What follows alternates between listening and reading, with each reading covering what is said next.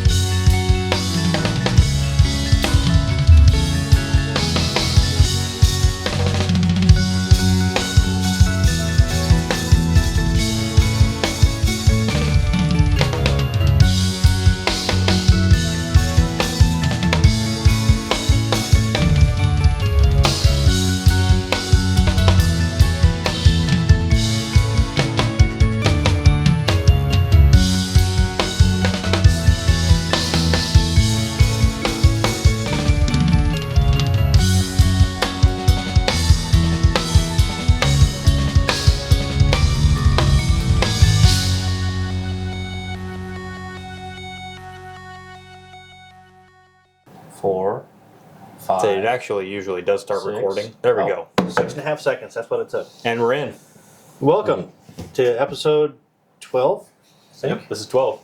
12. Yep. Wow. How are we still doing this? Episode 12, Studio 357 Masonic Podcast. I'm your host, Joe, co-host and producer, Heath. And with us tonight, we have Gary Unger. And that's it. Thank you. Good night. I do that almost every show. Yeah. I just run out of things to say right away. Yeah. No, Gary's going to talk to us tonight about really something that nobody likes to talk about that much, but it's needed conversations. And then we're also going to talk about a bunch of other stuff too. Which is cool. Yeah. And we like other stuff. Yeah. Other stuff is always good. But to start other stuff, I have some. We'll make a toast. I'm going out of order already. No, I'm not. No. We're good. We're good. We're not off the rails yet.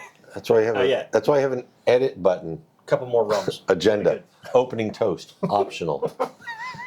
It's optional about when we do it, maybe. Yeah. Yeah. I'd like to thank Brother Gary for being here and bringing a absolutely horrible whiskey for us to try. That'll be a public service announcement later. If anybody needs some paint stripper, get a hold of us. And if Gary tries to feed you some whiskey, turn and run. Here, here. Salud. Oh. You spilling on me? Nope, that was spilling on me. You splattered. Okay.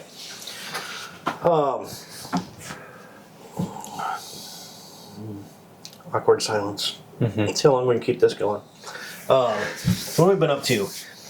I don't really know where to go with this because we're recording this episode quite a bit ahead of time. About 2 months early instead of 2 days early. Yep.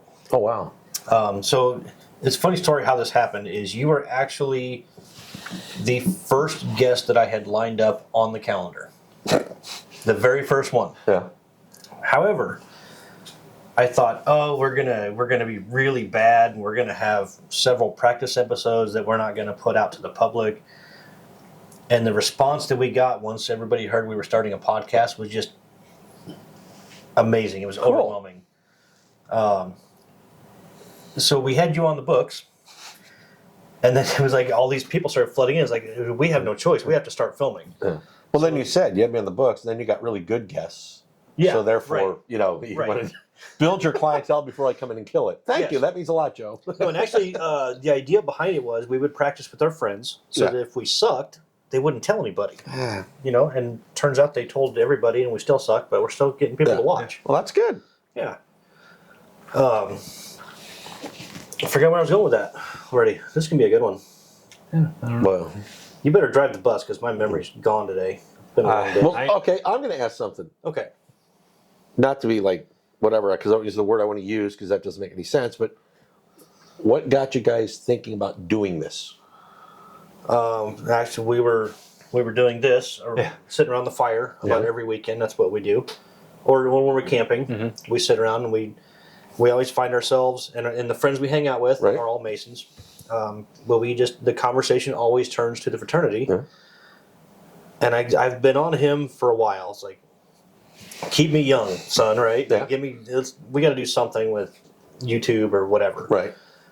And I started listening to a couple Masonic podcasts, and it just, the light bulb came on. And I was like, we could probably do this. Right. And then we tried it anyways. Yeah. We jumped into traffic without looking either way. Fine. And we're getting run over by the bus right now. And it's awesome. I love it. I wouldn't have it any other way. Well, I like the fact you guys are keeping it to the point of like Masons are people too.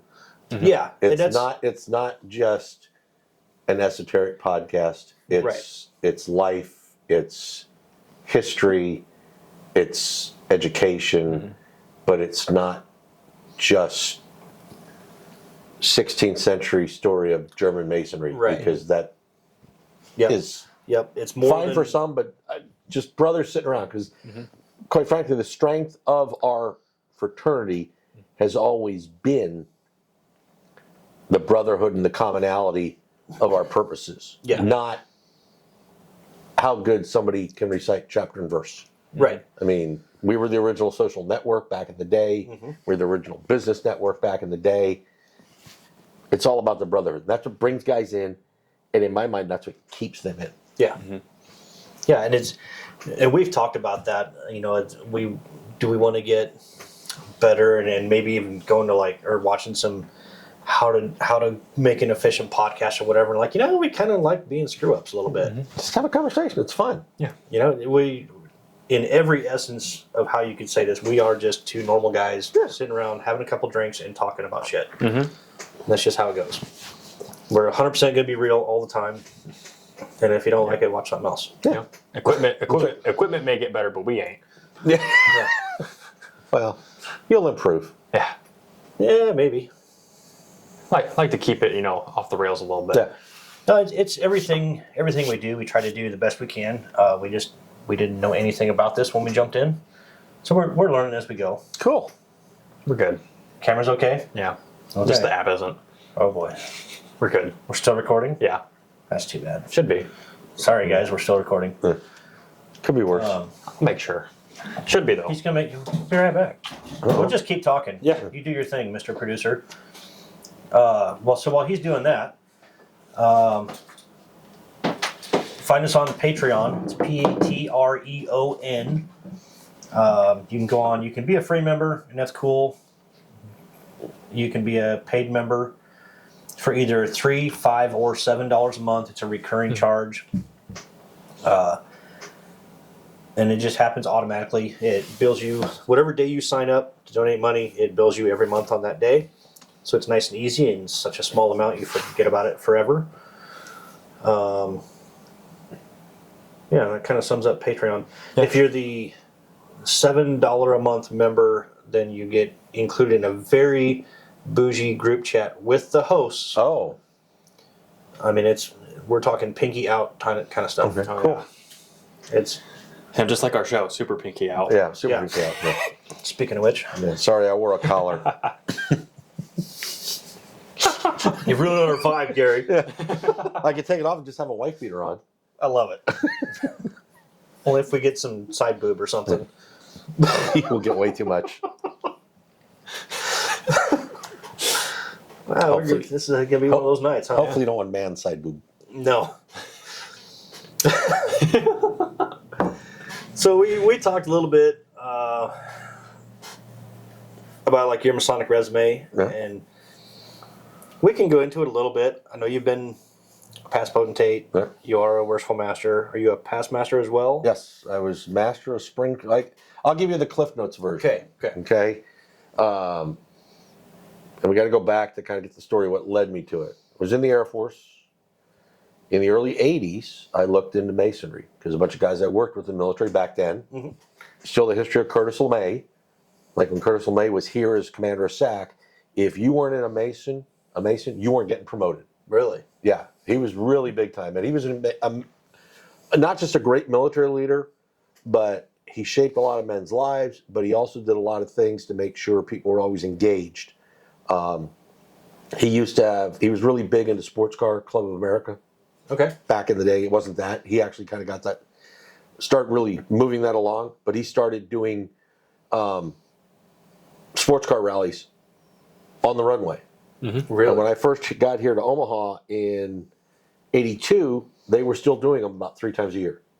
No Where kidding. troops go out there, they'd set up if you ever seen a solo 2 course, they'd set the course up, they run. Anyway, if you were in the military, if you want to get promoted in Stratcom, you became a Mason. That's why Curtis LeMay's a 33rd degree.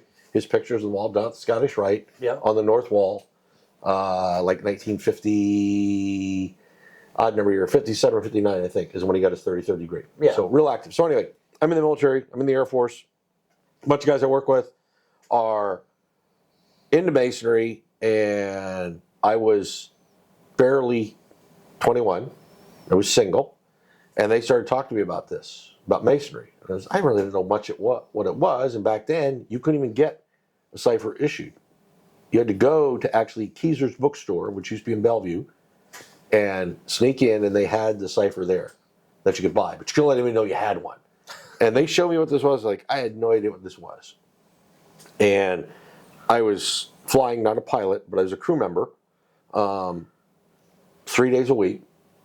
They were usually 12, 13 and a half hour missions, plus or minus. So 12 hours prior to crew rest, get back, process stuff, sleep for the next day. So that's all I was doing. In the interim, it was cocktails and cuties. So I'm like, I have no idea what this is, so I didn't do it. 2 of the guys that I was with actually went through, and I know one of them is still a member at Papillion. Really? Yeah, he's long retired, but he still pays his dues to Papillion Lodge because that's his mother lodge. He's joined a couple other lodges, but he's a member there. So that ship kind of sailed for a while, and retired out of the Air Force in '99. Started working different stuff, and I was working next to a guy at Westroads Mall, Jeff Reiner. Some of the older guys will remember him, not the one currently from Waterloo Lodge. This guy was at Springfield, and he was working the popcorn stand at Westroads Mall. Super good, cool guy. And I remember in 2000, he said, "Hey, are you doing anything this weekend?" I said, "No." He goes, "Why don't you come to the circus?" I was like, "What the hell are you talking about, the circus?" He goes, "Yeah, we work a novelty booth there." He was director staff. So I went to the circus, and it was like, helped him out. Yeah. Great guys. And I was like, this is pretty cool. So it kind of died down. Well, he invited me again in '01. And I said, you know what, this is really, what I got to do to join? What I got to do to become one of you? Which was back then the magic words. Next thing you know, I got a petition shoved in my hands. He top lined me. And I think it was Jim Hurl might have second lined me. I don't remember much. But anyway, went through a 1 day at Benson. In fact, I just had my 23rd Masonic birthday on March 31st.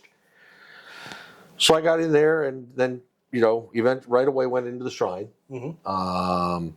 And met some guys there. They invited me to come down to Scottish Rite. Started helping cooking in the kitchen in like '04. Wasn't a member of Scottish Rite yet. So I worked down there because I knew the guys from the shrine. It was great. Yeah. And then Bob Jasa talked to me about getting in line because he was going to be master of the consistory. So he said, well, you need to get in line here. I said, okay, well, I'm not a member yet. Well, you got to join. So I joined the Scottish Rite in '05. And then just been doing stuff since. Got more active at the lodge. Got in line and was master of Springfield in 13. Then I was, I looked with engagement in the shrine, said, you know what, I need to do a little more there. So work was right, finances were right, the whole situation was right. So I said, I got in line. So 2011, my wife Becky was queen of the Nile, and I was elected OG. So then I was potentate in 15. Great 5 years. The biggest thing I tell folks is, guess what? If you do this, you got to commit to the time. It's the most precious thing that you can give in the organization is the time. Then I was master of the consistory in 16, and work stuff changed a little bit, got involved in some other stuff, ended up joining Albert Pike, which is the Daylight Lodge down at Scottish Rite. Mhm. And of course, it was so funny because they were like, well, could you fill the chair of junior deacon for a meeting this year? We don't have, yeah, sure. And it's really cool because kind of moving around next, so I'm master there this year, and in, we're having it's a good time with it. I mean, I really enjoy, like I said, going back to that thing, that brotherhood, the camaraderie of what we are as Masons. So, and now I actually work for the Scottish Rite Southern Jurisdiction. So I am a non-esoteric professional Mason. So that's my little quickie, not really quickie, that was a long, mindless That's rambling. right. And that's a wrap. But that's kind of where I'm at. Yeah. So good night. So you're so Albert Pike, the Daylight Lodge. You guys Yes. meet something. The third Wednesday of the month. It's awesome. And the lodge was chartered, I believe it was 8 or 9 years ago, and it was mostly all guys that were already Masons, and most of them had masters somewhere else. Yeah. But if you could build a Mount Rushmore of Omaha area Masonry, the guys that chartered Albert Pike would be on it. And it's not just because of their work in the lodge, but it's what they do for all of Masonry. Mhm. So some of the charter members were like Dean Skokan, past Grand Master. In fact, he was the first master. Phil Lorenzen was a charter member, past Grand Master. Tom Brummett, past potentate, super good guy. Paul Rutherford, Steve Barkus, both heavily active in all the Masonic bodies, to include York Rite and some of the other fun groups. John Parsons was a member. Ron Stites, was a member. Hal Dobb is a member. Past mayor and congressman from mayor of Omaha, congressman from Nebraska. Ben Harvey, who was super active in the Scottish Rite. Chuck Cedarstrom Jr., past SGIG, a leader of the Scottish Rite, was in there. John Maxwell's now a member there, but that lodge was chartered so we could, the whole mission was to create Scottish Rite Masons. So when somebody comes in, our initiation fees include, initiation of Albert Pike, but also initiation of the Scottish Rite. Really? And they chartered it with, I think it was 15 members, and we now have 40 some members. Now a lot of the guys joined have been from another lodge, but we've created probably 10 to 12 new Masons in Albert Pike, and they gear it towards businessmen, guys that maybe don't get away at night and get in, but we always meet. We have lunch, catered lunch, then we go do our meeting. We open at 12:15, and at 1:15, regardless of where we're at in a meeting, it's time to close. Yeah. And we've been pretty generous in the community. We do a bunch of stuff, so it's fun. But it's good guys, and it really increases that socialhood, that brotherhood. It's not a ham and cheese sandwich or chips and crackers. Yeah. It's a full blown meal, and then of course afterwards we do have a couple of cocktails sitting around. Go What? figure. Yeah, I know, it's a crazy thought. So, but yeah, so it's really good. And I think collectively, like I said, there's a lot of guys that have come through that lodge or members of that lodge that literally, if you'd make a Mount Rushmore of at least Omaha area Masons, they'd be on it. So I'm sitting as master this year. One of the big things we did, it's just kind of fun. They don't know it yet, but this year I'm wearing a different hat Oh yeah. for every lodge meeting. And they're like, well, and it's great because you can't do that. Okay, folks, we live in the world of bylaws. Nothing says I can't do this. It just says I have to be covered as master, and I'm only going to wear a hat. They can't wear a ball cap, but that's all it says. So Yeah.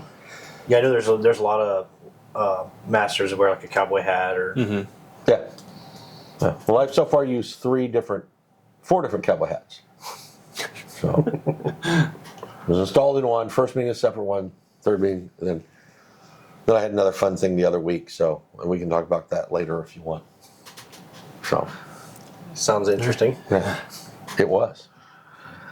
Let's move along before we get to the meat and potatoes of this thing. If you could change something about the fraternity, whether there are a lot of guys struggle with this one, Oh.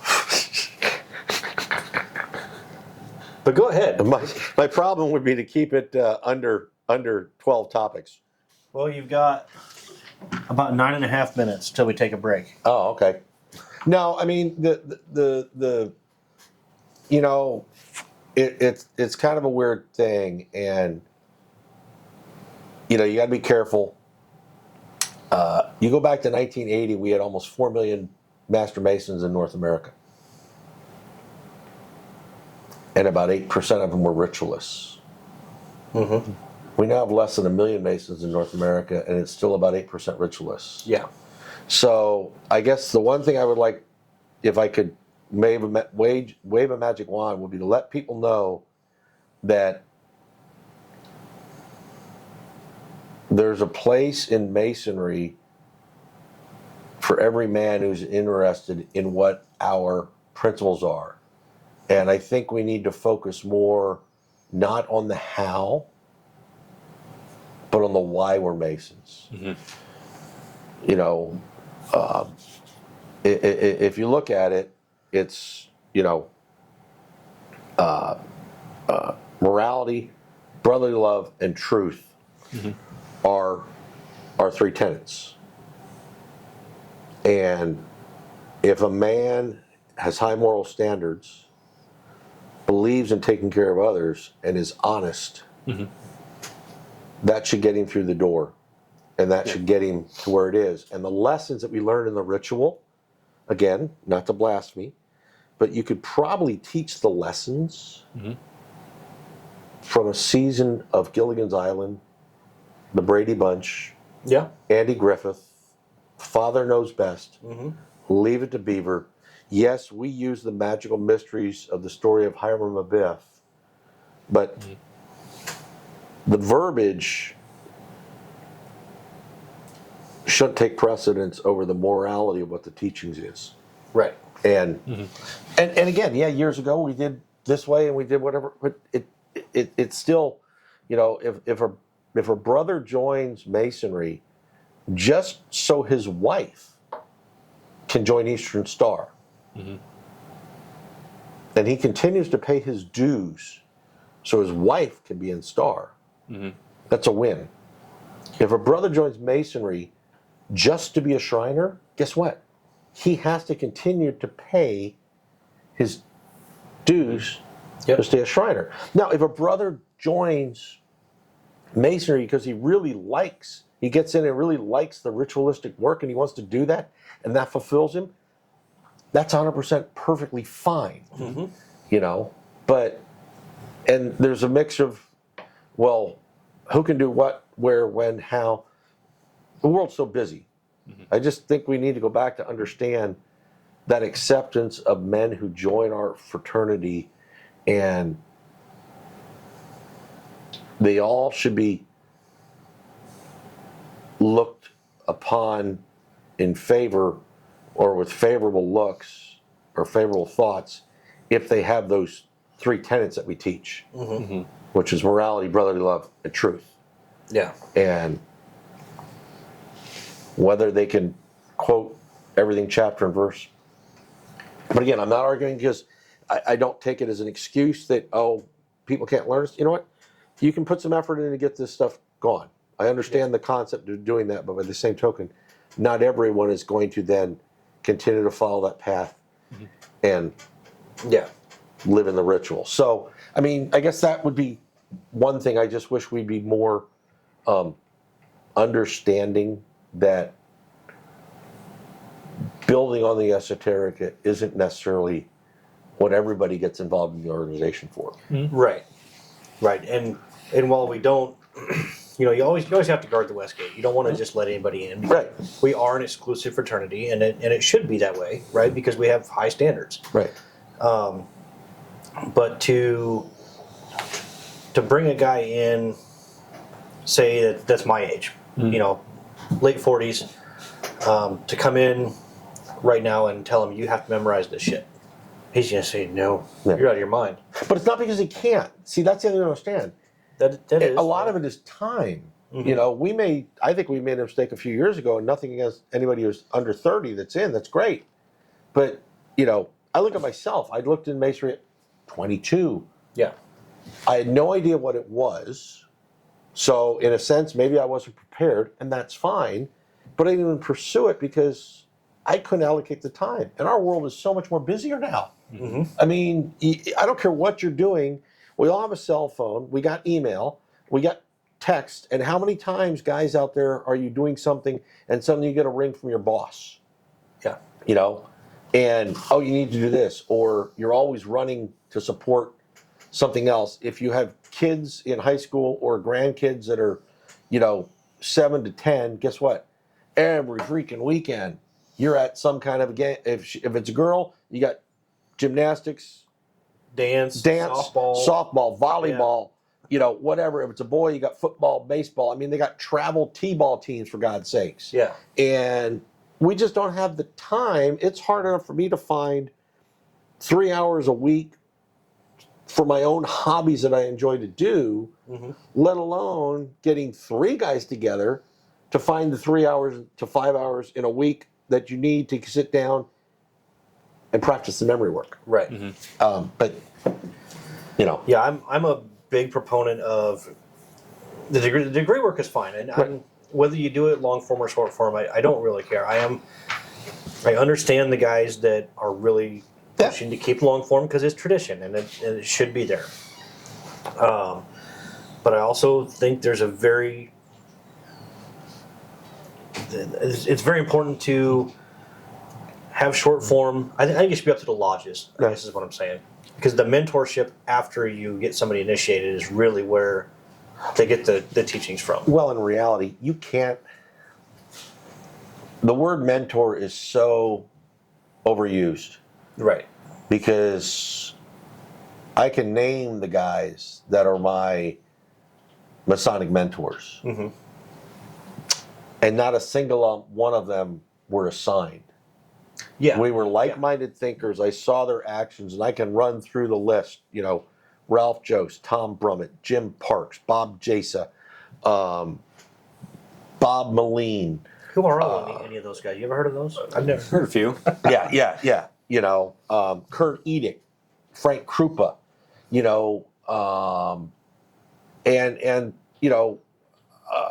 Joe McBride, but there's just Alvin Benemierto. I mean, there's just so many guys that have had impact to me on what you need to be doing. Jeff Reiner, in his own way, Charlie Lovell, Greg Hadcock, all these guys that got in that I saw. I.B. Joe Beister, great ritualist, still to this day, but he still understands it's not a requirement for everybody. Yeah. There's so many men that have done so much that, you don't want to just shut somebody off. Right. So. How we looking, kiddo? About a minute and a half. A minute and a half. That's time to finish this one. Change the tape.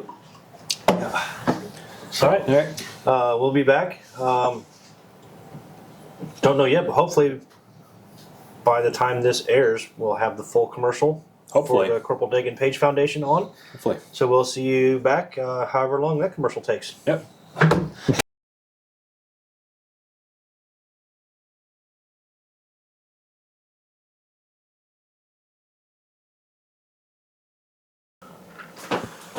Hurry. I could run. come back and be your producer. Don't trip on the cord. Oh, I won't. I have before, but I won't this time. All right, and we're back. It's time to. What do you do in your personal life? Outside of masonry, what's your hobbies? What's your just outside of Mason life? Oh, you're not talking to me? Well, no. Okay, first thing. With no offense To the fine young men. Just don't show the label or say the name. Yeah. Then we'll be good. Yeah. Please reach out to me. I really like enjoying bourbon. Not to a fault, not to excess, but I really like bourbon. So I brought a bottle for the toast tonight, and It's made in a small town straight west of here, about 30 miles, but other than that. yeah, and there used to be a professional wrestler out of Oklahoma that was Chief, this name, McDaniel, but we won't say the name. Right. Because it's not a paid sponsorship. It's not a paid sponsorship. We can't do that. But it wasn't a super satisfying drink. So, but no, I really enjoy lots of things. I enjoy getting out in the outdoors. I enjoy hunting. I enjoy fly fishing, although not a big thing in Nebraska. We don't have very good rivers for fly fishing. Well, we do up Lake Royal, up yeah. by 20. There's some actually really good fly fishing. Niobrara River's got, some I guess good maybe spots. not around here. Yeah, around here, not a lot, I really enjoy cooking. When I do harvest an animal, I make my own, I process my own meat generally. I may not always do all the butchering because I don't have all the timing, but I turn it into summer sausage, brats, Polish sausage, pepper sticks, all that stuff. I really enjoy, the cooking aspect. That's why I kind of do a lot of the cooking down at Scottish Rite. Yeah. Sports, most outdoor things, most ball sports, golf a lot. It's kind of fun, but I also like doing a lot of stuff to give back to that whole three principles of masonry. We at Springfield Lodge, and again, this is kind of Masonic, but it really isn't. It is. We do a breakfast with Santa every year, where we bring in somebody to be Santa Claus, and we sell pancakes in December. We run a food booth at Sarpy County Fair. We just did the community egg hunt for Springfield, where we had over 160 kids. We've been doing that for 12 years. So, my job allows me to do things that help people understand the importance of giving back. So, but I like horse racing, whatever. I'm probably the most normal guy there is. So, I'm just abnormal all the way around. Yeah, me too. I don't feel like I have time for sports. yeah. Well, I don't have the body Well, I don't even or watch the ability. Like Yeah.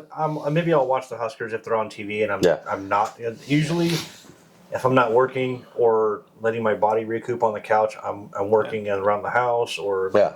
Yeah, I'm always doing something. the only sport I watch is drag racing, and that's even then I don't watch it that often. I watch it that's more in of a- person. Yeah, I'd say more of an in-person thing for us. Speaking of, that was cool that Force finally won a Top Fuel event last week. First time in a saw- while. And Tony Stewart won a couple qualifying rounds, which is cool. Yeah, he's making a hell of a drag racing career. He's drag racing now? Yeah. Yes. Yes. Oh. Well, he's married to Leah Pruitt, Yeah. which helps. I didn't even Fastest woman on the planet. didn't even know he was even racing still. Yeah. thought Yeah. I He saw- was top alcohol last year, and then he got his Top Fuel license, and like this last weekend he won 2 rounds. Huh.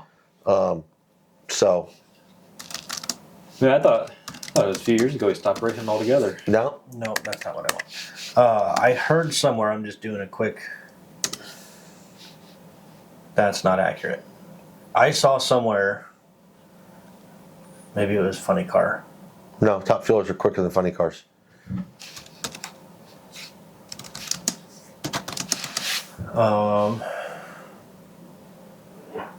I could have swore I saw something, maybe it was bullshit.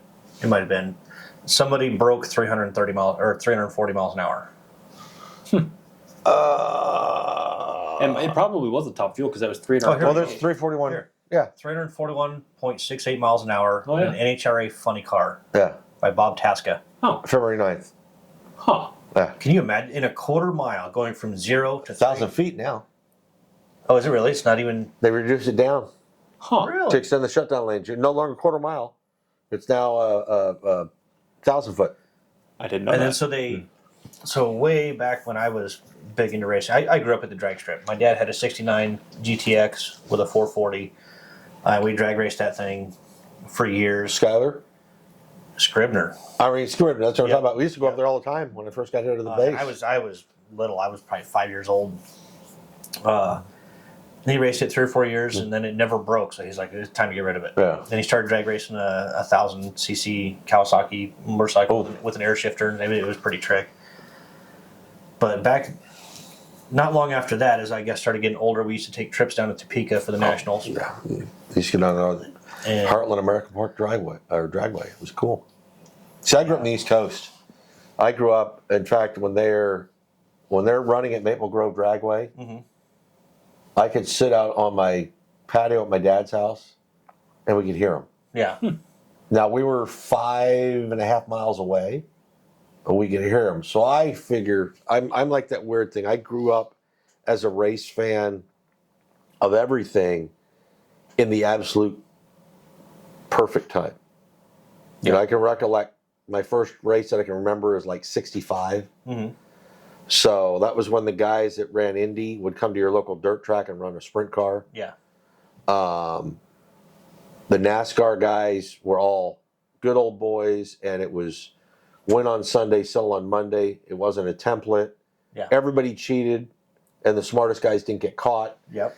But like NHRA, I remember seeing, Tom McCune and the Mongoose and Don the Snake Prudhomme, Jungle Jim Lieberman, Raymond Beadle and the Blue Max, all those guys were there. Bill Jenkins, who was like an ultimate pioneer in pro stock, was at Maple Grove all the time. Back in the like the Bob Glidden days. Oh yeah. Well, long before Bob Glidden. Oh really? Before that? Yeah. See, Bob Glidden was more my era. Yeah. Well, you're 40. I'm 62. So yeah, you are old. Yeah, I'm an old man. I got my hair, bitch. yeah, I shaved mine off for a reason. Yeah. See, it's thin, but it grows in. I think. But I mean, all those. I mean, I saw Don Garlitz, Shirley Muldowney, Connie Coletta. And they would come to this little Maple Grove Dragway, which was in Podunk, Pennsylvania. Yeah. And they were there, and they used to come 2 times a year because the spring was always the Pennsylvania Dutch Classic, if they called it, and the fall was the Keystone Pretzels. Okay. National. And the local pretzel company sponsored the fall. And it's awesome. I remember going out there to the Dragway and took my nephew and my brother-in-law. We went out to Maple Grove, and we went over, and Kenny Bernstein, who was from Pennsylvania, they're setting the clutch in the pits. And the cool thing about NHRA, if y'all don't realize, you buy a ticket, you got a pit pass. Yep. And you go right there. And I literally was as far from me to Heath.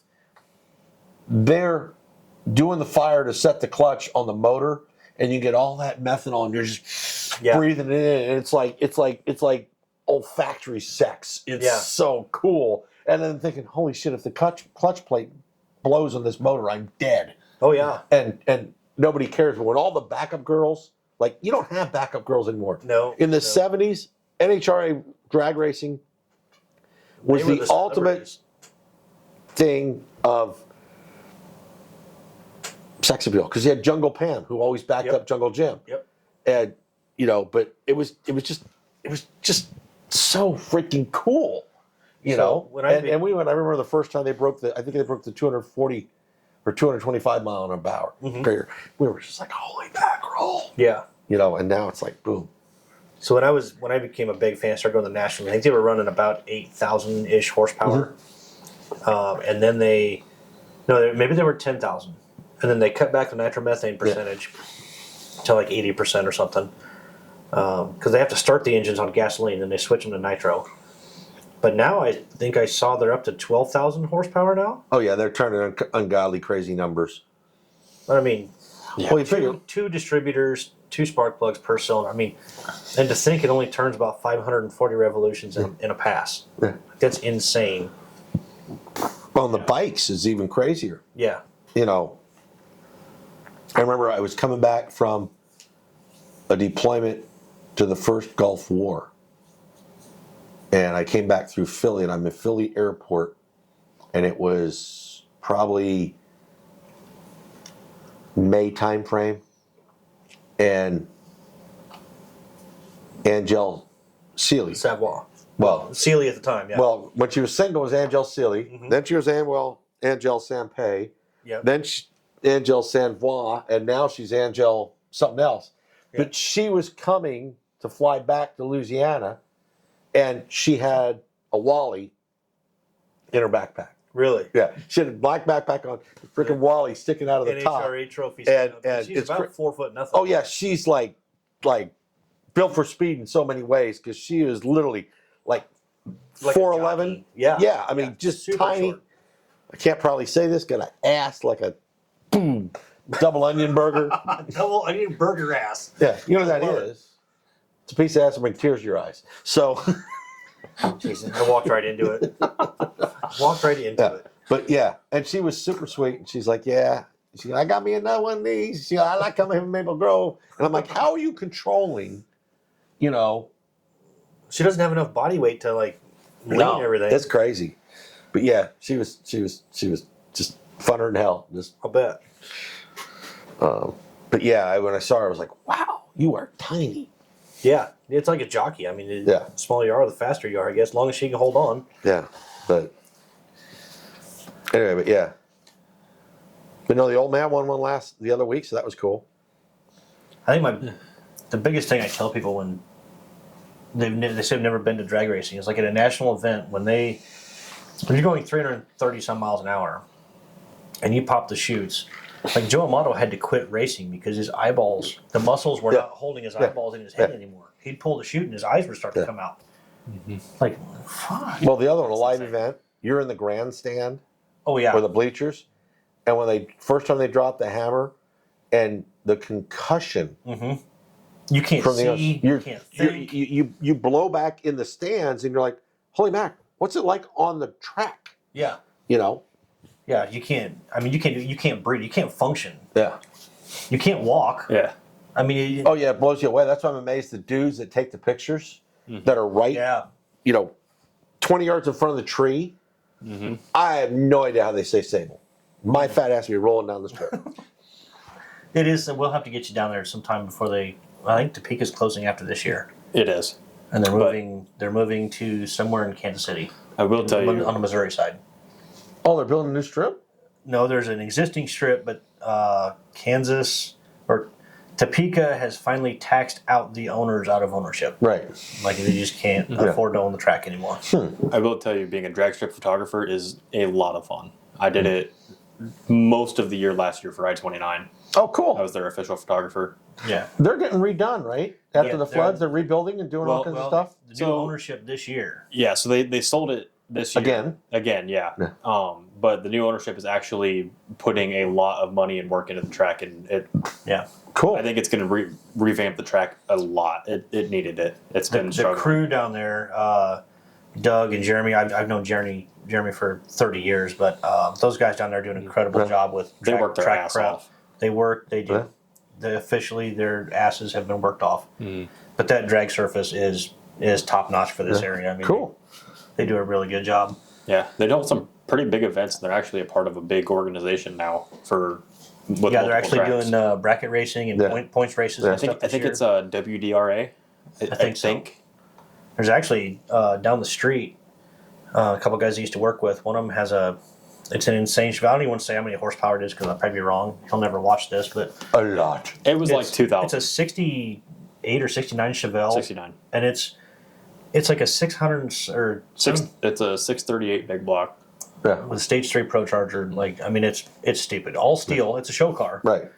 But then his son has a Malibu, and you've seen Street Outlaws Right. on TV, so you know who Beater Bomb is. Everybody in Omaha, in the Midwest, knows who Beater Bomb is. He's the fastest Fox Right. body Mustang. In fact, he is the Yeah. claimed the fastest in the Midwest. Yeah. For So small tire. our buddy down the street, it's 4 houses down from my house, has a mid-80s Malibu, square body Malibu, Yeah. tube chassis, steel body. Right. I don't even know what he's got for an engine. It's a 6 something. It's a big block. But I think the last time he told us it's 1,000 shot of nitrous, Something like that. Yeah. It's insane. and he hooks. Yeah. And he lost a beater bomb on a cash night or cash days or something by like inches. Yeah. So he's easily the second fastest car in the Midwest. Is it a full size car? Yeah. Yeah. Although Joey getting that little Mustang to hook is pretty amazing. He's also done quite a bit of upgrading this year.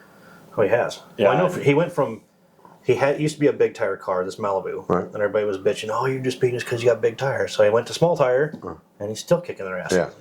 What do you want to bitch about next? Yeah, Joey with Beater Bomb put a Beater bomb. Beater Bomb put a. Well, I think Josh has been doing some stuff too, but Beater Bomb threw a metric ass load of shit into his car. So there you have it. If anybody out there watching knows the McKay boys, Josh and Sean, they live down the street. Tell them we're giving them shout outs on our show. Yes. Yeah. That and they're metric assholes. Yes. Or excuse me, metric ass load. Yes. Yeah. And the guys at the track.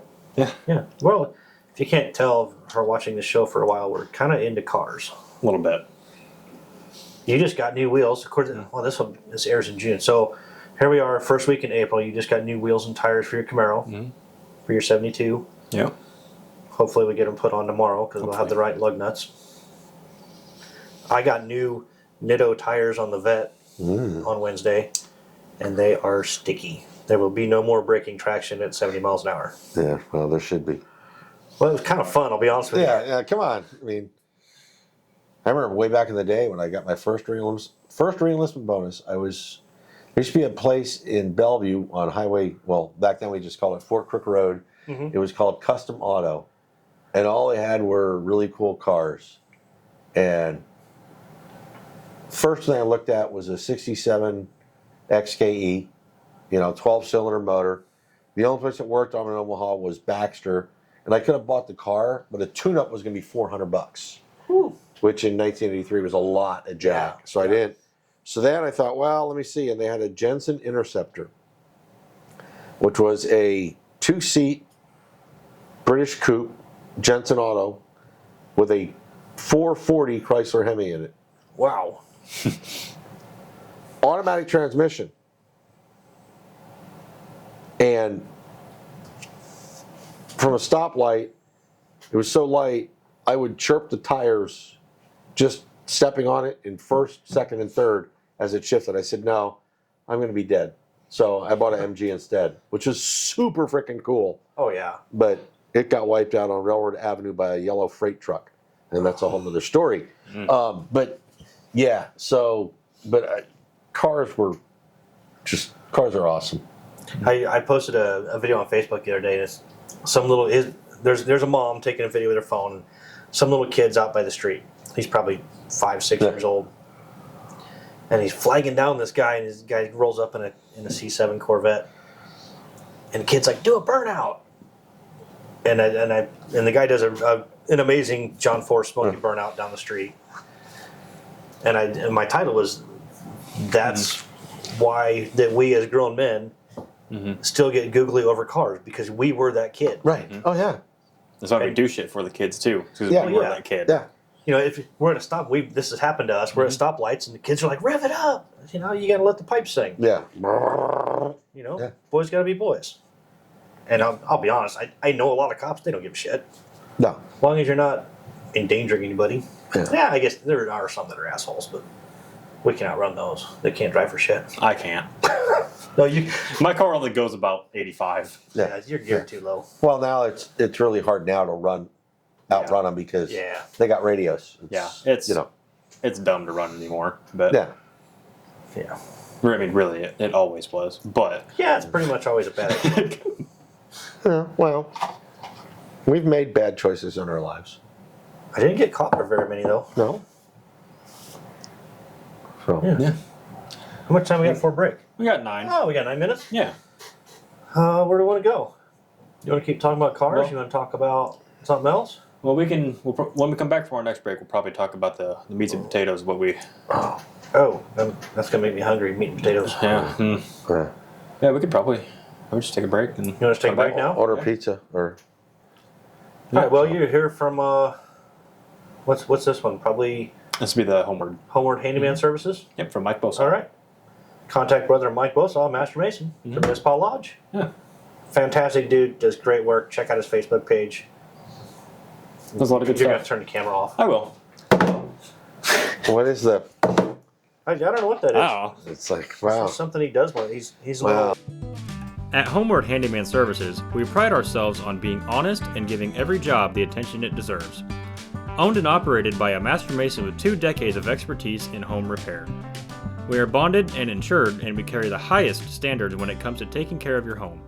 Whether you need a faucet changed or a light remodel, we can take care of your home improvement needs. Call Michael at 402-915-0824 today for a free estimate.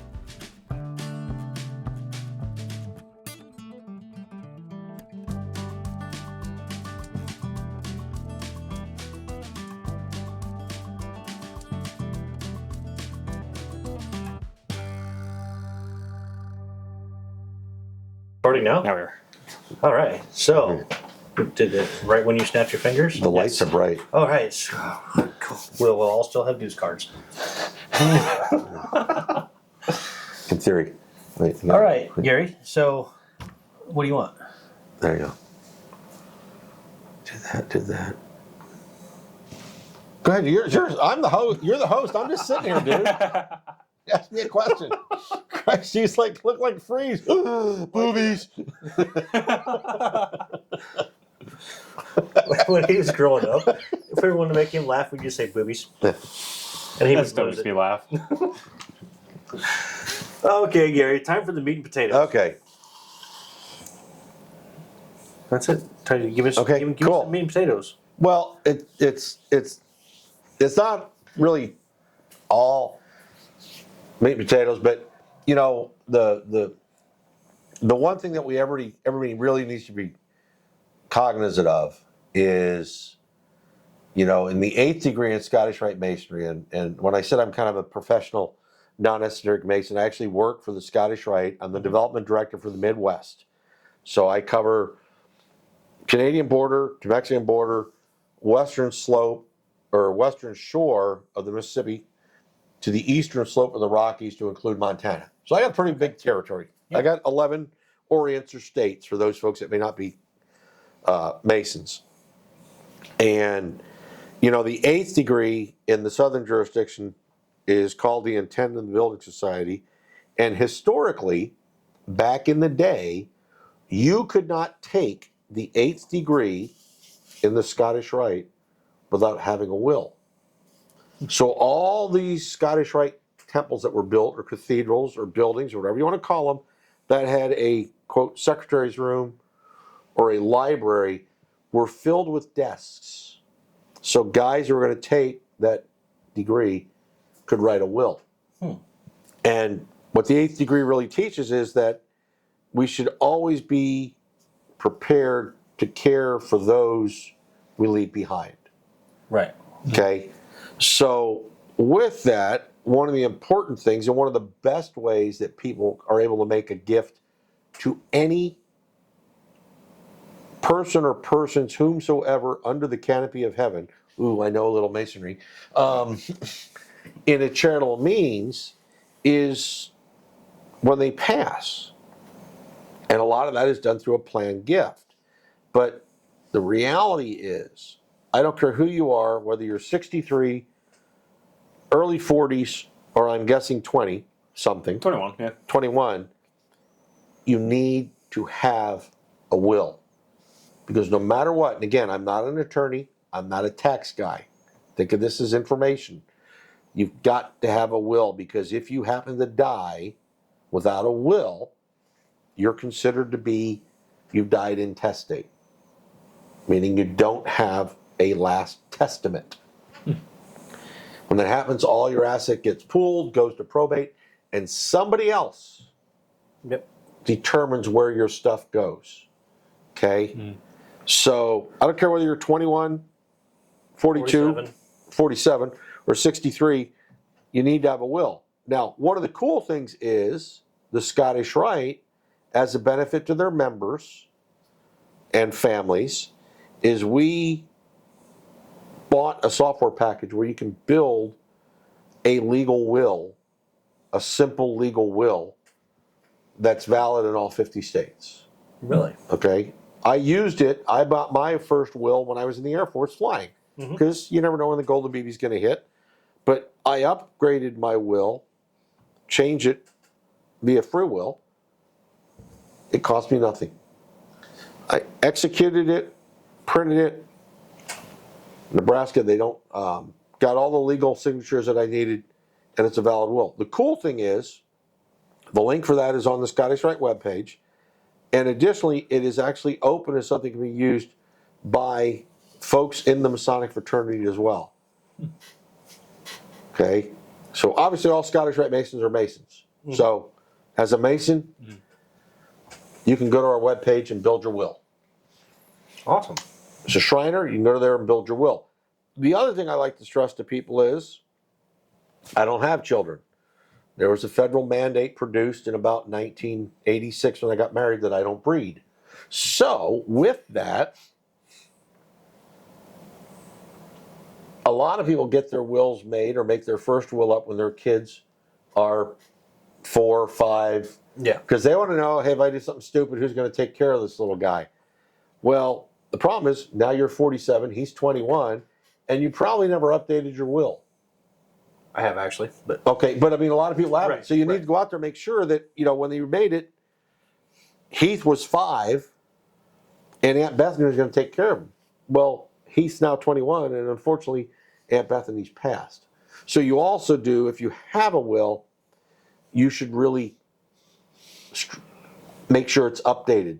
Your life has changed. If you think when you made your first will, where you were at in your life, what was your assets, what did you have, how does that work? So you want to make sure you update that. And along with that, not so much the will thing, I can't stress the importance of doing one, but as Masons, we all want, or most of us want, that Masonic funeral because it means something.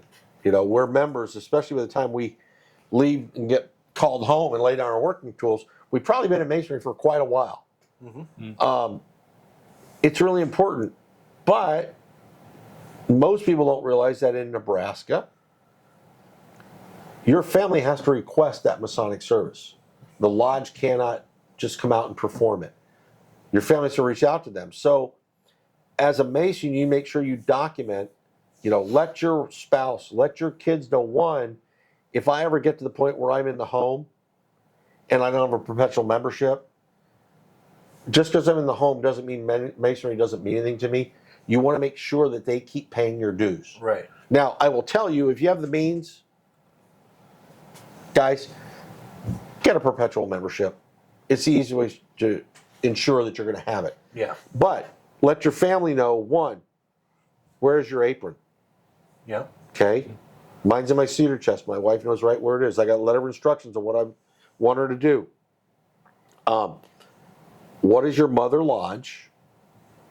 Who's the secretary? And more importantly, because again, secretaries change, make sure you list the Grand Lodge number in Lincoln so they know who to call and say, hey, unfortunately, Joe passed away. We want a Masonic service. The Grand Lodge will know, oh, well, he's a member of Right. Beehive. Here's their secretary. Reach out to them.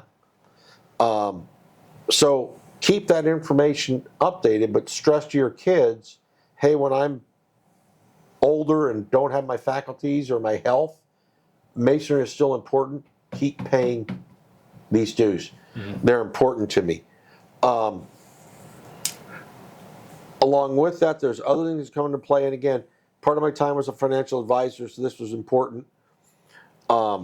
Make sure you have a beneficiary designation on all your accounts and or a transfer on death. That way you can kind of beat probate. It's still going to get listed in your estate, but it won't have to probate.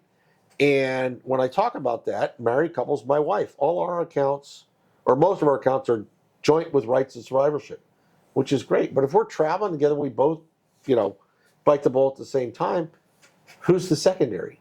Right. So designate the secondary ones. And again, your attorneys are going to tell you this, whatever else.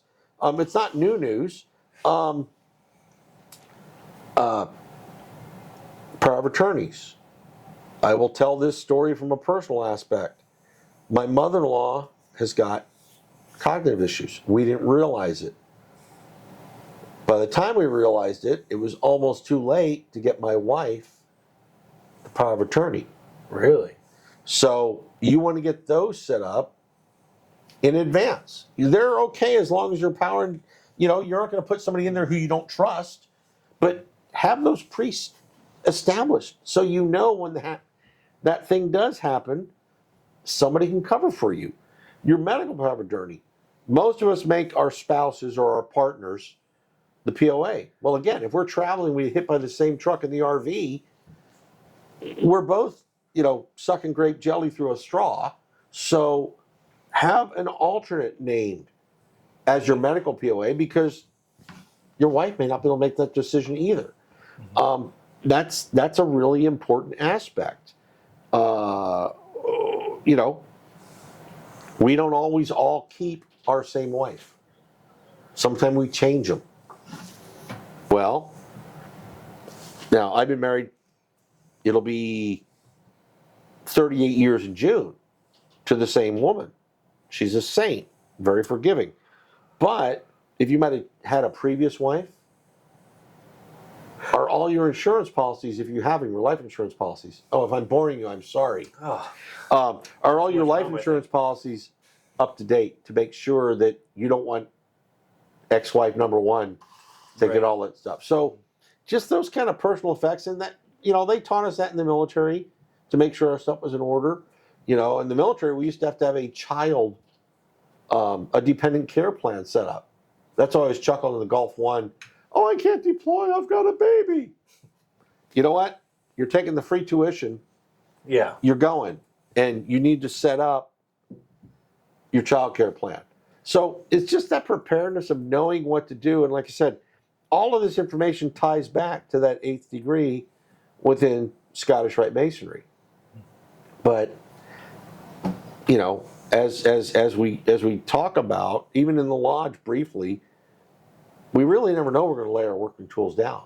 Right. And we want to make sure we're prepared, and getting all this stuff in order and properly documented is actually part of that process, realistically, of going from that rough ashlar to the perfect ashlar. Yeah. And it's all stuff to be considered, and you have to look at it because ultimately you never know when your room is going to be ready. Whether you're 10 years old or 90 years old, when your room is ready, you're going to get called home. Yep. So you need to make sure everything is in order, and it's going to make life so much easier on your family if you lay that stuff out and give them that direction. We all have, ironically, I didn't wear any tonight, but all our Masonic regalia. We got our Masonic ring, or our Scottish Rite ring, or our shrine ring, or whatever paraphernalia. Is there somebody that you want to leave that to? Like, I don't have kids. I've got a list of who's going to get my stuff. I was just down in Texas, and a young man made a donation to a Scottish Rite program, and he was entitled to get a silver star as a recognition for his additional donation. Mail got screwed up. It didn't get shipped. So I gave him one of mine. And he said, "This is really cool. This is the first thing I've had that was somebody else's that got passed to me." And I said, "Well, don't count on the death for a while, I hope, but do that and pass it on." And that's that historical legacy. I've got guys that have told me, when they pass, they're going to give me something because their son didn't get involved or they didn't have a son. It's meaningful, Right. Especially as a guy that has no kids. I mean, you talk about Masonic history. I've got my genealogy traced back to 1747 when my first ancestors came here. On my dad's side, I am the only Mason in my family. Really? Yeah. And unfortunately, I have no kids. So I've tried to bring other people in to kind of build that legacy, but I won't have any of my own. And on my mom's side, I have one uncle that joined, he was in the Navy post World War II during the boom, and he joined the lodge, but he had no kids, and he's since passed. So it's pretty unique. I did get a nephew in. He was active for a while. Then he moved to a state that, again, I don't know why they do this. The lodges go dark in the summer. Well, he's a teacher, and he coaches. The only time he can go to lodges in the summer when he's not teaching or coaching, and they're dark. So I'm kicking him in the butt to get him back in. Yeah, that is really. I don't know why lodges do that. I mean, there's a lot of jurisdictions that do. You know, so but that's you know, that's not what I'm here. I'm here to support you guys. I like you're doing this. You're bringing everybody's viewpoints, and you know what, folks? Here's the thing you got to remember.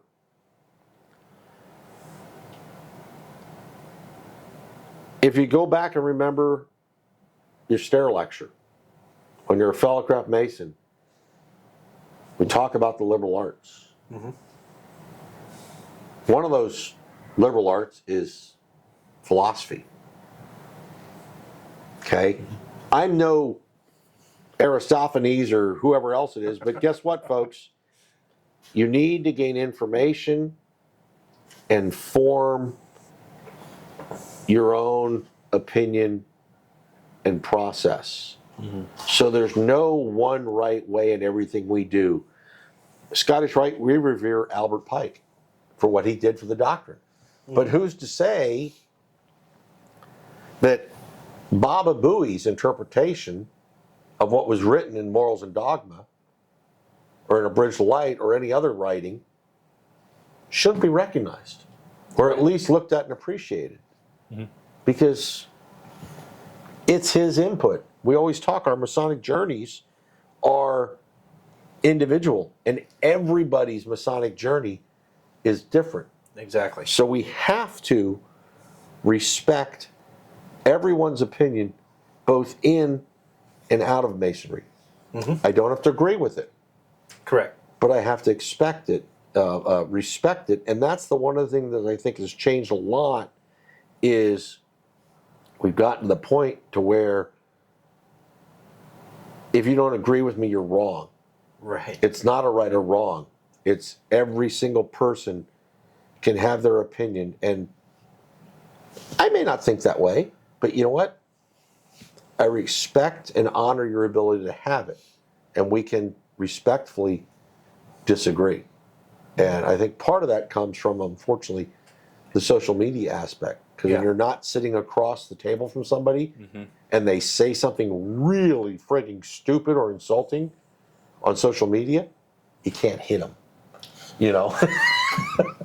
And I'm not encouraging violence, but the reality is it all boils down to, guys, we got to respect everybody and honor their opinion, whether we agree with it or not. And I don't care if that's politically, religiously, and sometimes even morally. Yeah. Because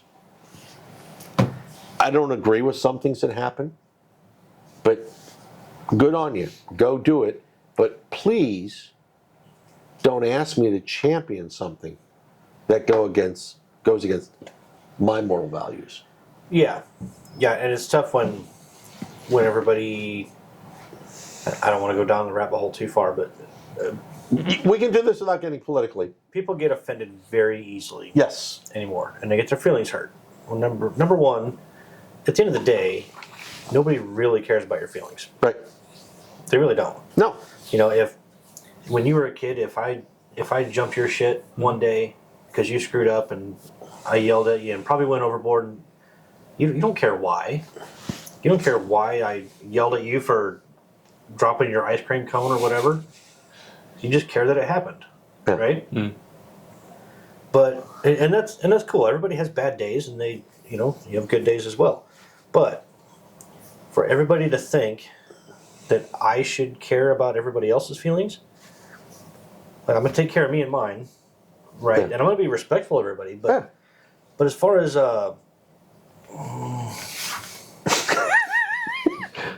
He's stuck in a hole, people. Yeah. He can't really say what he wants to say. but no, it's It's strange. You can have your feelings. We all signed our name on the line, the three of us sitting here, Yeah. and did our part, fought for our country, for the freedoms for you to be a douche. But don't be a douche. Well, or no, more importantly, don't make me champion Right. that you're being a douche. Yeah. I will Yeah, champion. I guess you can be one. Just don't force it on me. Yeah, I will champion your right to be a douche, but don't give me a douche flag to wave.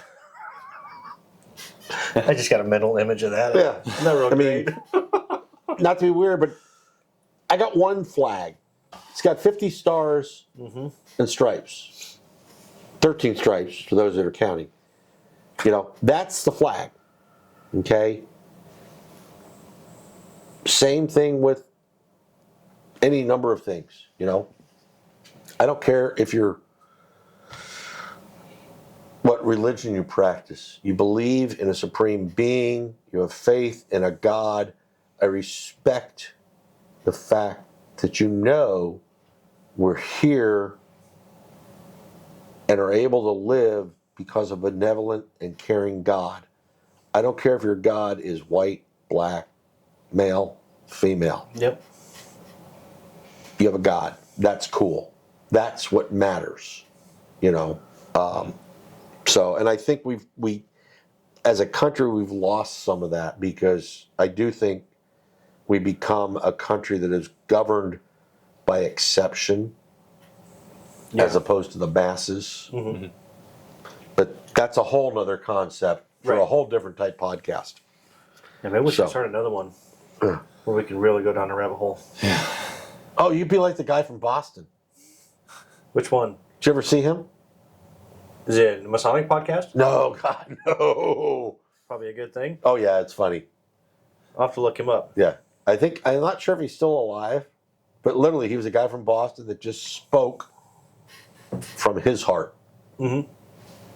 Probably offended a whole lot of people, I probably would too. but he spoke from his heart on what he believed in. Mm-hmm. So, but that's cool. Anyway, So, what else? Probably. So, who are your sponsors? Right now we have the Corporate Corporal Dagan Page Yeah. Foundation. Okay. Do you know that story? Well, we'll tell the story. Corporal Dagan Page Right? up here was when Heath got into Boy Scouts. We went and visited a troop, Mhm. and it just so happened there was like 30 of you guys that went in that year, Yeah, there's a lot. and it was a huge influx Right. of boys going to this troop. And with all these kids coming in, the existing adult leaders kind of went to Dagan and said, we kind of need you to be a senior patrol leader. Uh-huh. And it's going to go really good or it's going to be a shit show. And he stepped up to the plate and he did a good job, but he took you and a few other boys kind of under his wing, and he was the big brother. Yeah. I mean, he was a Marine before he knew he was a Marine. Right. He did a fantastic job as senior patrol leader, and I'll never forget. It was a Monday night meeting at the church, and he comes up to me, and he didn't when he was getting close to 18. You talk about when he was joining. Said that was at, I believe it was John Newman's funeral. Oh, it was. So we had an assistant scoutmaster that passed, and he came up to me and he's like, it's a sad occasion, but he's Mr. Evans. I'm joining the Marines. Yeah. I was like, that's excellent, dude. I mean, it's a great choice because he had been protecting and looking out for people Right. way before that, and he was one of the 13 Marines killed at Abbey Gate. That was a very. It's been a difficult road since then. Yeah. It was very close, and we were amongst the first, probably, I don't know, first handful of people. I would say in within Omaha the to find first out. 10 to 15 to know. Yeah. Yeah, it was great. It was a great outpouring from the community when his remains came home. Yeah, I've never seen seen so much American pride. I mean, we were anywhere. up by First National Bank in Millard here, Yeah. and you could see the whole Millard Avenue all the way down the valley. It was just people as Yeah. far as you could see lining the streets. It was pretty much from the airport to the mortuary over here. Yeah, the bridges along the interstate. Anywhere that somebody could stand, there was people at least 4 or 5 rows deep, Yeah, minimum. and then they had the funeral out at the National Cemetery, and then afterwards, family and friends, we all went down to the Bellevue Berry Farm, and had a celebration, and and then finally got a chance to give his mom Wendy a hug and kind of, she was just exhausted at that point, Oh yeah. But anyways, he's made a commercial. Hopefully, by the time this airs, we'll get it. We'll get it all worked out. Well, you guys do a golf tournament, don't you? Yeah, they do. Yeah, they do. Yep, and we're gonna. That's one of the reasons we want to partner with them. We're not going to charge them for a sponsorship just because it's too close and it's. Right. But yeah, they do a charity golf tournament every year, and it always thunderstorms in true Dagan fashion. Yeah. Anytime we have a guys camp out every year. It's not necessarily a Masonic thing, but it ends up being that way. Yeah. But we always retire the flags for the year. And we retired a flag in Dagan's name, and I have a video on my phone. So we retired, I don't know, maybe 20 flags. Mm-hmm. Yeah. Cool. And Dave, our other host, later that night, after all the flags had been burned, looked down and picked up one star, completely unburned, and handed it to me. I lost my shit. Yeah. Do we need to take a quick break? We got about another minute and a half. But Another minute and a half? So we're going to have to take a break before we come back for closing anyways. Yeah. Okay. All right, well, let's take a quick break. Okay. Then we'll come back and we'll close this sucker out. Okay. And then we'll see what happens after that. That would have been bad if we recorded in 20 minutes and it wasn't recording. yeah. No offense, it's the PLAY button. Yeah. Okay. Getting back, we had to cut to a break because our camera only goes for a half hour at a time. Then it thinks that nobody's around and it bails out. It's a kind of needy. It's kind of temperamental. It's got daddy issues. Yeah. So anyways, our other sponsor, we mentioned earlier, Michael Bosaw. With Homeward Handyman Services. Homeward Handyman Services. Excellent work. Check out his Facebook page. He's got some great before and after pictures of his projects. He pretty much handles about everything. A little bit of everything, yeah. Cool. Yeah, really good guy.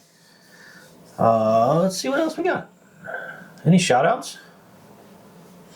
Yeah, it's just kind of the same thing every time for me. Just everybody that's watching just keeps growing. I love it. Yeah. So just vanilla ice cream shout out for you, huh? Yeah. Wow. That's very lackluster. Vanilla ice cream, shout out. So I have a really bizarre question. Who does all your ink? Because you guys have 20 years in the Air Force. My wife loves tattoos. She's got too many now, I think like 7, but I have none. But I really like y'all's ink. Who does your ink? So that obviously I'll use that for my shout out. Yeah. Great opportunity. It is. So we go to, there used to be there still is, a tattoo shop on 120th and Center called Viking Tattoo. Viking? Okay. It used to be owned by Robbie Holmes. And for reasons we won't discuss on the air, he decided he didn't want to own his own shop anymore. It was too much headache. So he spent a shit ton of money, remodeled like a sun porch kind of area in his house. He had to have separate sewer, separate water, separate cable, electric, everything to be a licensed tattoo shop. So anyways, Robbie Holmes has done 99% of the work on me. Yeah. Everything on me besides this one and the one on my leg is done everything else. Cool. All that. It's really nice work. Yeah. He's done everything on me except for this one. And this was actually done at his shop at Viking, just a different artist. Oh, okay. But he did, this is a complete, this is just his rendition. I said, do whatever you want. Yeah. I've got an upper arm and you can do whatever. So that's what he did. Cool. I don't have any because I'm a wimp. I don't like needles, but I really appreciate the work. It's very cool. I hate needles too. Yeah. This is lovely. I would rather sit in a tattoo chair for 3 hours than get a flu shot. Yeah. It's a different experience. I haven't gotten a flu shot since I retired from the Air Force, so And ironically, I haven't had the flu, so figure that one out. If you guys are interested in getting some work done by Robbie, send us a show or send us a show. Yeah. Send us an email at studio357podcast@gmail.com. Ooh. But I believe you can also. I believe his Facebook page is Manson North America Studio. Let me verify that. You know, you should probably talk to him since you're showing his work every show. I've talked to him to About see it. if we could mention him on the show. No, just say, give me $7 a month. I should. So his I mean, I'm guessing, like, I don't know much about math, but that's probably just a wee bit of cash in work. A little bit. it's Enough. We won't say how much. he's not- fast. It's Yeah. it's He's not very near fast. as bad as like a commercial shop. Well, no, but it's Yeah. still probably. He's been tattooing for 31 years now. Hmm. He's very fast. He's heavy-handed.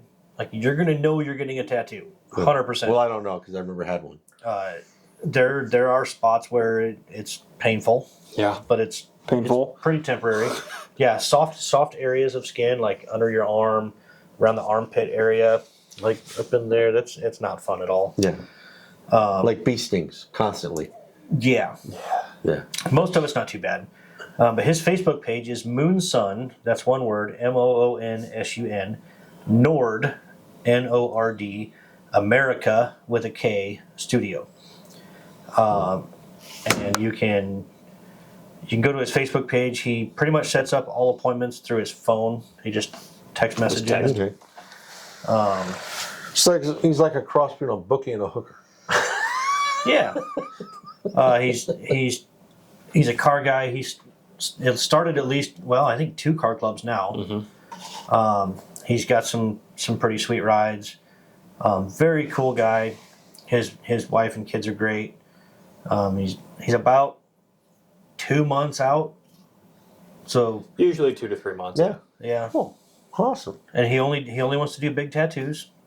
And when you've got the reputation that he does, you do what you want. So he probably won't do a miniature tramp stamp on my butt then. No, he'll do a big one though. Yeah, I want a small one. I want a little butterfly. Of course, at my age, takes hardly no time for that butterfly to turn into a pterodactyl. Right. So, But yeah, big tattoos. He only does. He'll do 2-hour sessions, oh wow, okay, so you don't get tortured that long. cool. Although he got a tattoo on his chest of his Camaro, and he said he'll never get another chest tattoo again. Yeah. Well, I will. I just not anytime soon. No, Okay. there are deadening creams out there, but Robbie says he'll only allow like 1 or 2 of them, and you got to let him know ahead of time because Yeah. the ink set's different or whatever. Okay. Yeah, he's a great guy, good artist. Cool. Obviously, he's got a pretty good eye and some talent. He's definitely bold line Americana style. Yeah. Like I said, it's nice work. I really like it. Well, thank you. I told one guy I would do a fundraiser for the shrine. If they'd raise enough money, I'd get a tattoo. Yeah. And then he never followed through, so I was safe. Well, that's like Bill German when they Yeah, the Yeah. stash, shave the stash. sitting around the shine drinking beer one night, and somebody said, "What's the number?" And he said, "For what? For you to shave your mustache off." And I think he said something like 10 grand or something. Yeah, I think they raised like 19. Yeah, they raised almost double. Yeah. So and it was only gone for a week. It did- Right. I mean, yeah. but it went to a great cause. So Yes. So, cool. So who's your shout out going to? Well, I got multiples. Oh shit! You know. Do I need another drink? No, we're good. Okay. All right. First one, this cool thing, and just a plea to let guys know, and ladies that are listening, you never know what we do, or you never know who is going to be impacted by what we do. Mhm. I was blessed. I went out in December and harvested a bison. So I'm down now from 670 to about 570 pounds of bison meat in my fridge. Wow. So I'm eating really well. High protein, super good. But my cousin that worked on the ranch that got me the hunt, his son is having stuttering issues. Mm-hmm. Scottish Rite, our whole thing is childhood speech communication. Right. So today I talked to our clinician in Hastings to set up an appointment to get my wife's cousin's son, which I guess is like a eighth cousin to me. Right. I don't know the numbers, to get treated the Scottish Rite for speech pathology. So, guys, what we do for charities is super impactful, and literally we never know who we're going to touch. Right. So that was kind of cool because he called me because I was out there and he said, yeah, their son has some issues. I said, well, that's what we do. Mm-hmm. If you feel a concern, let me know. Well, literally, he called me today and it literally took me 5 minutes to get his son set up for a screening. Nice. So it's kind of cool when that impact happens. Oh, yeah. So, and then with that, because people don't realize, in Nebraska, Masonry, Masonic organizations in Nebraska, so Star, Blue Lodge, Scottish Rite, York Rite, and Shrine, I'm going to be way under, but we probably spend or provide between $3 and $5 million a year in charitable efforts in the state. Yeah. Now, think about that, guys. We've got 60 to 100 Masons. So just use that as a base, because that's the number. And we probably have, I don't know, 1,000, 1,500 ladies in Shrine, or excuse me, in Star. Yep. So that's 7,500 people through our efforts are providing, I'm sure, well over $5 million in charitable efforts in this state. Mm-hmm. Yeah. What we do is really, really, really good, and we should be proud of that. But with that, shameless plug, September 25th, although I should check my calendar, but it's the last Wednesday in September, the National Right Care Conference is going to be in Omaha. We're hosting it. Okay. Big deal. Clinicians from all over the world are going to come in, and they're going to learn all the techniques about child communication disorders. Mm-hmm. We're going to have Masons coming in, Scottish Rite Masons coming in from all over. But on the 25th, it's the Wednesday, I hope, if my calendar's right, we're doing a golf event at Willow Lakes. Us old guys call it Capehart Golf Course, down by the base. All the proceeds from that are going to go to Nebraska Right Care.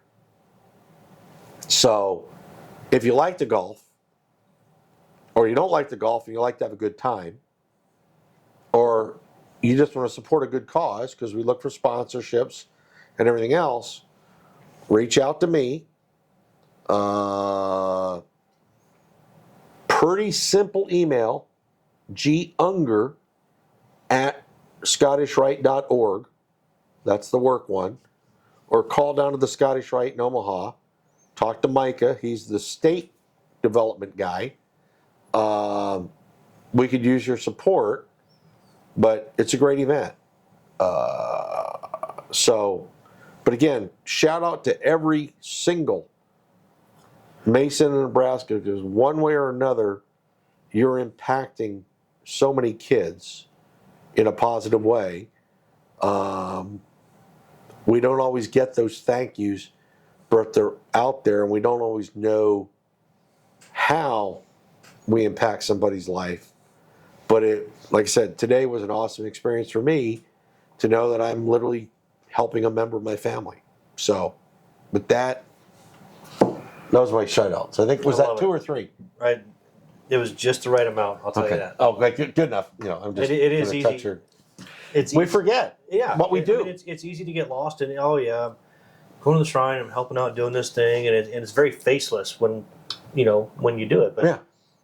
But if you realize that's what I keep trying to, that's what I tell you about being in the Air Force, right? You say that your job isn't that important. but it really is. There's a reason that there's a seat for every ass. Yeah. Right? Everybody's got a job to do. And us being charitable men, we are making a difference, even if we don't directly see it. It's still happening. Are you active duty or reserve? Or Air National Guard. Air Guard? Cool. I'm full time with them, but What do you do? I'm a mechanic, vehicle mechanic. Oh, cool. Yeah. You go to drive to Lincoln or you? Lincoln. Yep. Yeah. He says, Dad, I'm going to be a mechanic. And I said, what's Yeah. the matter with you, boy? Should have listened. I've been doing this shit 25 years. You don't want to do this. And Hey. so here he is. We need mechanics. We need a lot less computer geeks, a lot less. Man, but them computer geek salaries look good. Well, and their bodies still work when they're 50. But we need a lot more folks that though can fix things. Yeah. We do. I'm finding out because at this point I just took about 2-3 months ago. I took a new job at a golf course. Apparently, the mechanics that they had there before were not very competent. Yeah. Because I'm fixing stuff and I'm getting stressed out. Like, oh my god, we're in aerating season. Yeah. So they're out aerifying. Punching the tee boxes and the greens. Yep. And actually, I think we're doing tees and fairways right now. But like one of the airifiers went down, and we have 3, so it's not that big a deal. Right. Like I'm getting stressed out as I want to get it fixed right away, and these guys are blown away. Like you fixed it the same day. Like not just same day, you fixed it before lunch. Like Yeah. what was the other guy doing? Yeah. Yeah. Well, So- we have reduced standards of accomplishment. Yeah. We have reduced standards of giving a shit. Yeah. 'Cause nobody wants to work anymore. Nobody has pride in their job No. or what they own. I mean, how many cars do you see driving around with, the hood's held down with a ratchet strap? I would say the windshield's all cracked up, but yours is too. But you drive 100 miles a day on the interstate too, so. But like the cars are all beat up, Yeah. and like, not saying anything about Bertha, your car either, because we bought it that way.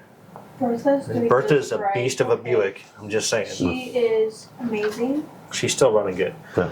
But on some Talking about like you didn't do anything to improve. You tore the shit out of your car or your house or whatever. You didn't Right. do anything to improve. There's no pride of ownership Right. of anything.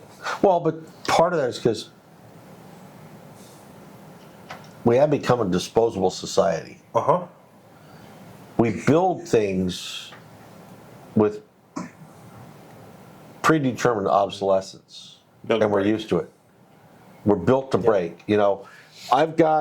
I finally got rid of it, but I had a refrigerator in my garage. It was my beer fridge.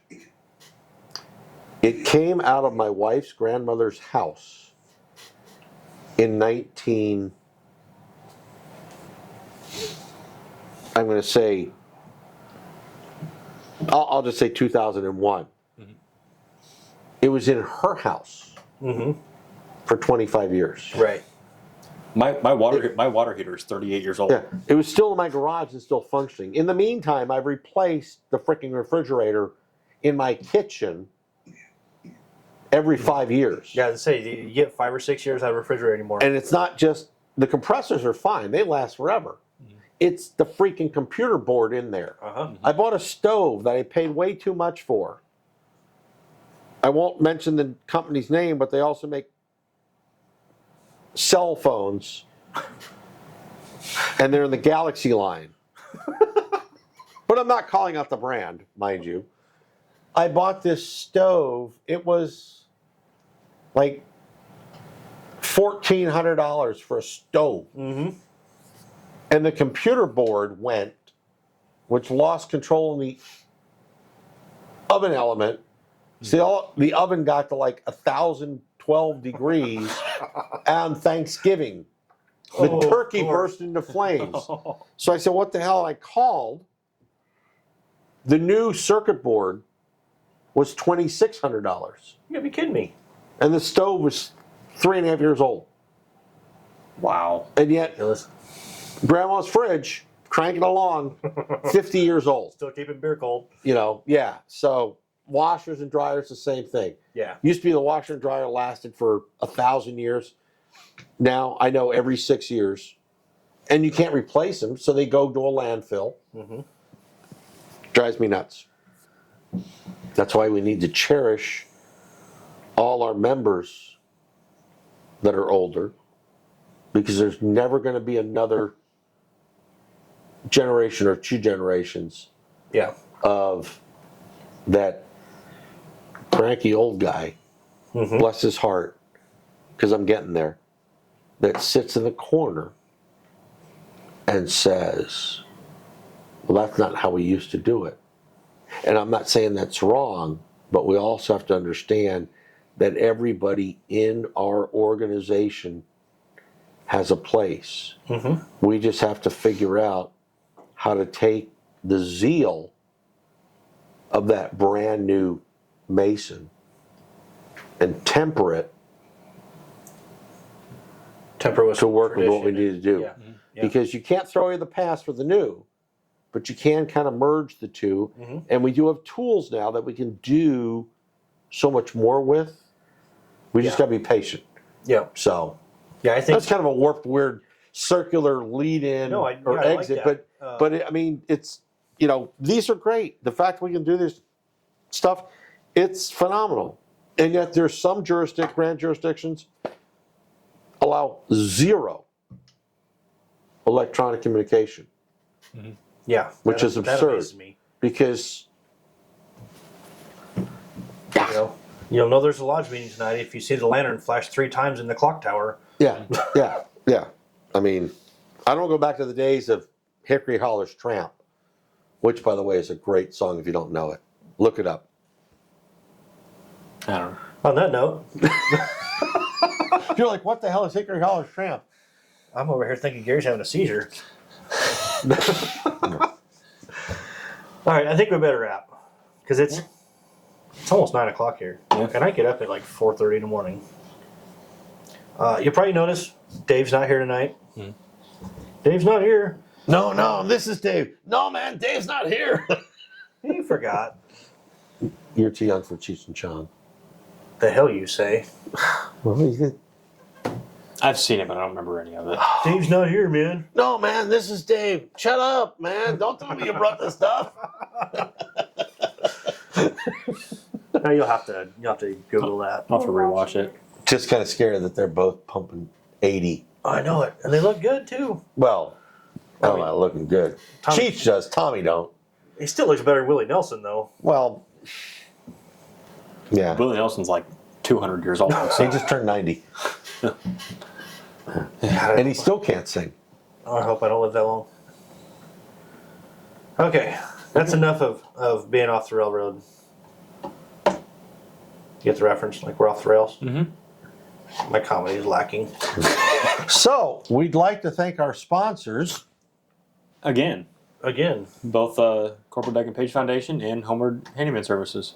very good. That was Corporal Dagan Page Foundation and .org. Handyman Home Services. And actually, Corporal Dagan Page Foundation.org. Right? Yeah, Corporal Dagan Page Yeah. Foundation.org. Their website has some really cool, like, t-shirts, Yeah. hoodies. You get some merchandise. They got some good merch on there. So go check them out. Buy lots of stuff. It goes to a great cause.